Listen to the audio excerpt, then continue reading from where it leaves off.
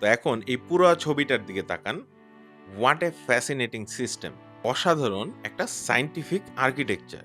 রোগুলো বা সারিগুলো সাজানো হয়েছে জিওগ্রাফি বা লোকেশনের উপর বেস করে, গলার একদম ভেতর থেকে সামনে আসতে আসতে ঠোঁটের ডগা পর্যন্ত। আর কলামগুলোকে তাদের ইনহেরিট প্রপার্টি অনুযায়ী, এবং সেগুলোর মধ্যেও সুন্দর একটা গাণিতিক ছন্দ আছে। ঘোষ অঘোষ, ঘোষ অঘোষ, এবং তার ভিতরে অল্পপ্রাণ মহাপ্রাণ, অল্পপ্রাণ মহাপ্রাণ। সবকিছু একটা প্যাটার্ন, একটা রিদমে চলছে। কোথাও কোনো র্যান্ডমনেস নাই। সবকিছু ফিক্সড, সবকিছু প্রি ক্যালকুলেটেড, এবং প্রত্যেকটা পজিশনের পেছনে লজিক আছে। তো আমরা একটু বড় হতেই যখন কেমিস্ট্রির পর্যায় সারণী দেখি, তখন খুবই মুগ্ধ হই এবং মেন্ডেলিফকে স্যালুট জানাই এই অসাধ্য সাধন করার জন্য।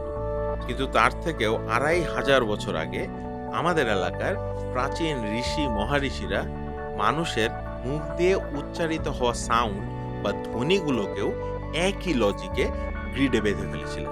তাই এই বর্ণমালাগুলো যখন কোথাও দেখবেন বা আপনার বাচ্চা-কাচ্চাকে শেখাবেন, তখন মনে রাখবেন এটা জাস্ট কোনো লিস্ট না। এটা মানবজাতির ইতিহাসের একটা আউটস্ট্যান্ডিং ইন্টেলেকচুয়াল অ্যাচিভমেন্ট, হিউম্যান ইনজেনুইটির একটা মাস্টারপিস।